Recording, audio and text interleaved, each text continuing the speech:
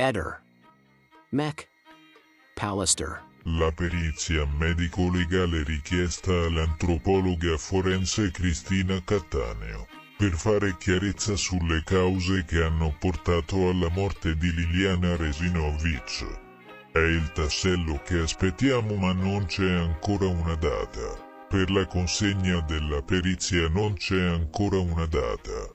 Ci stanno lavorando. Mi sarebbe piaciuto riceverla prima della scadenza dell'incarico in procura, prevista a breve, ma forse la vedrò dopo. Sono esami molto complessi. Ci tengono a svolgerli bene e serve tempo. Ehi, non dimenticare di iscriverti a questo canale.